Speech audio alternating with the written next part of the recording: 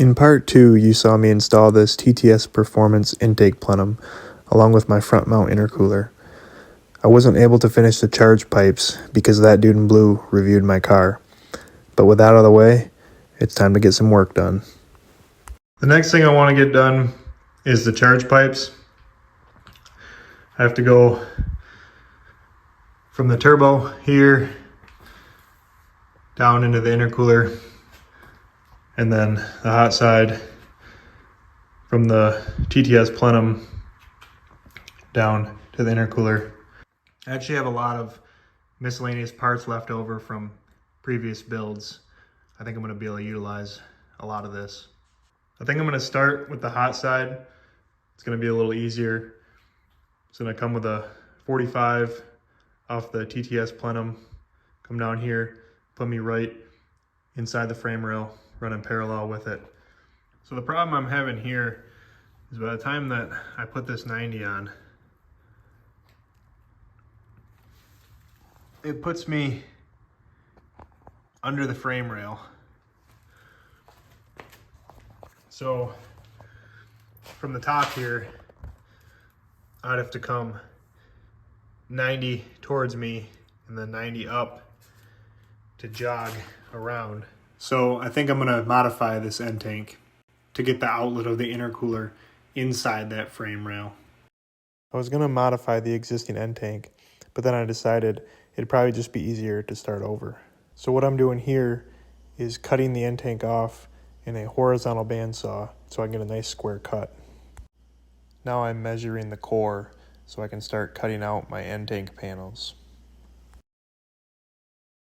I have this table made by a company called Swag Off-Road, which allows me to use my Milwaukee Portaband as a vertical bandsaw to cut out these aluminum panels.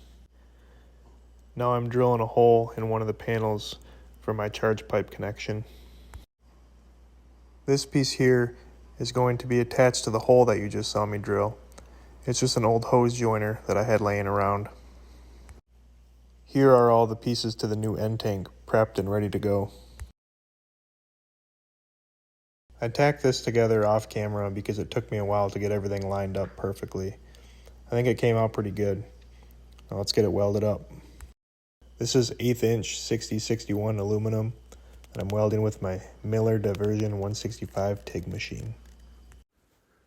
One thing that I'm pretty excited about is that I moved my welding bench closer to my car and made a more legit welding station where I have a bare metal tabletop so I can just ground all my parts right through the table rather than deal with a pesky ground cable.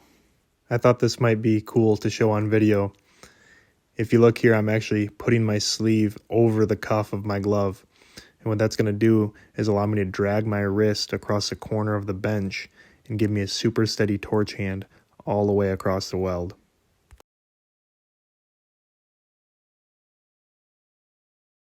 Here it is all welded up. It's actually the first end tank that I've ever built, so I think it came out pretty good.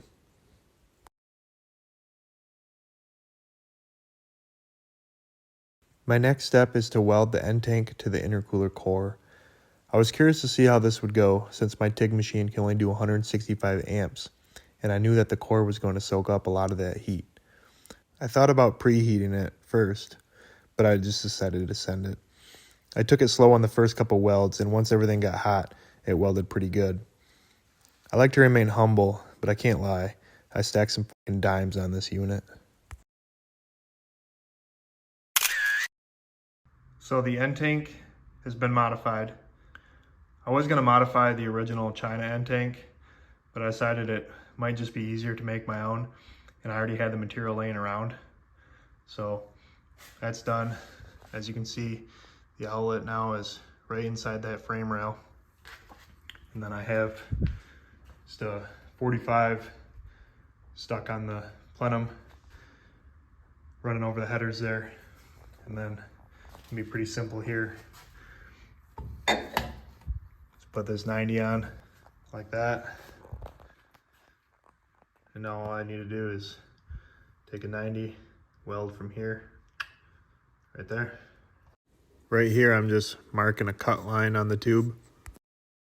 And then how I mark a nice square line on it is by using this half piece of tube that I know is cut square to run my marker against. Now it's back to the bandsaw, and I know that line is square to the tube, so I just have to chase it with the blade. Here I'm touching it flat on the belt sander and deburring the outside and also the inside. Let's get it marked up and then head over to the welding bench. These aluminum bends are actually from Amazon, and I'm pretty impressed at how nicely they weld it up, especially without me cleaning them or anything.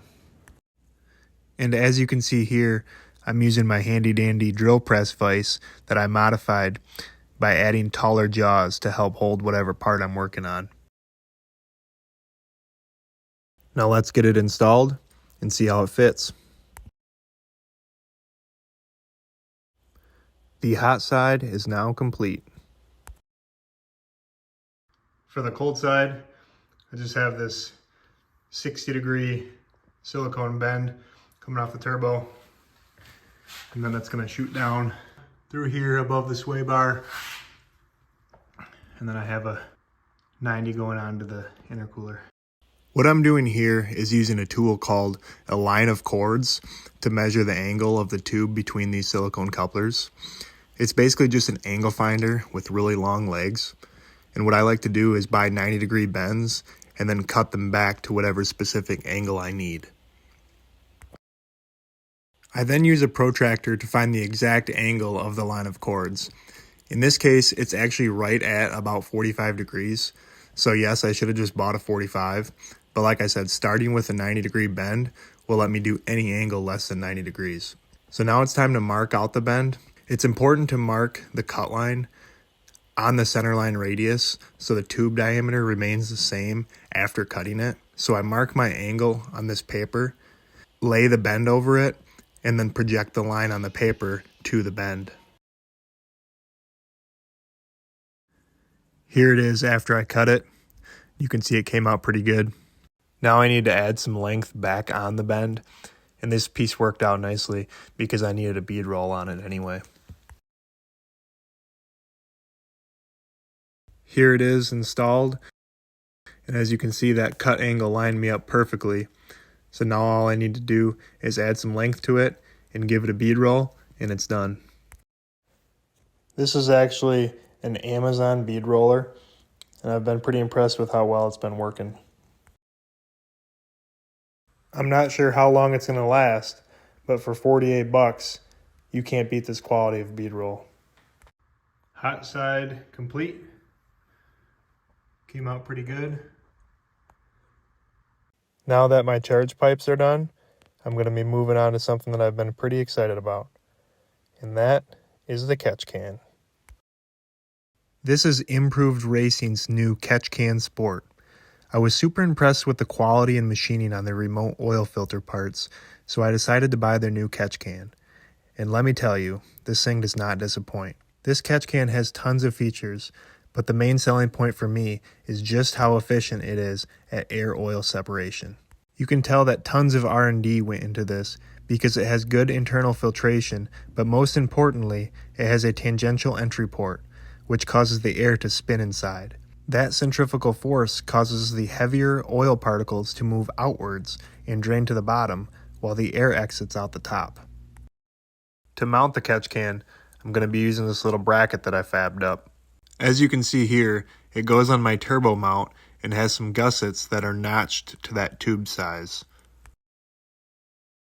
The catch can came with a supplied bracket that is going to bolt to my welded bracket, and then this nut will hold everything together. Now I just need to pick a spot for it to go and tack weld it. I'm trying to choose a spot that will make my hose routing easier. This should do. To satisfy my OCD, I put my angle gauge on it before tack welding so I could ensure that the catch can will be perfectly vertical. Now I'm back at my new welding bench to get that bracket fully welded. Not my best welds here, but after the next step, who really cares? This is 316 stainless steel paint from Seymour. I really like this stuff because for one, it matches the paint in my engine bay, and two, it's super tough and holds up well over time. It dries super fast, so I ended up just kind of spraying it until I got bored. It should have a nice thick coat by now. Now that the bracket is painted, it's time to install the catch can for good. This thing is so sick. I mean, look how easy it is to empty it. Just remove the safety clip, give it 1/8 of a turn, and that's it. Now let's get it plumbed in. The first hose is pretty easy. It just goes from the valve cover to the side of the catch can. For the catch can outlet, I'd like to hook it up to some sort of vacuum or suction to help reduce crankcase pressure. Where am I going to get that vacuum, you might ask? The turbo inlet. Remember back in part 1 when I said the turbo had a 2-bolt inlet? That is no longer, because I had a coworker make me this adapter that I welded onto the compressor housing. Being cast aluminum, it didn't weld the best, but it still gets the job done and allows me to put a 2.5-inch silicone coupler on the turbo inlet. This is a K&N filter that I'm going to be using. It's attached to an aluminum 90 and some pie cuts to get the angle that I needed. I wanted to get the filter away from the turbo, which is right in front of the radiator.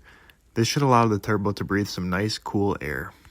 My next step is to add a 1/2-inch bung to the intake pipe for my catch can hose. Now I just need to drill a hole and weld the bung on. Easy peasy. Here's the hose that I'm going to be using for now. I did order a 90-degree fitting for the catch can, so I'll be able to change this out for a 1-piece hose. Catch can is done.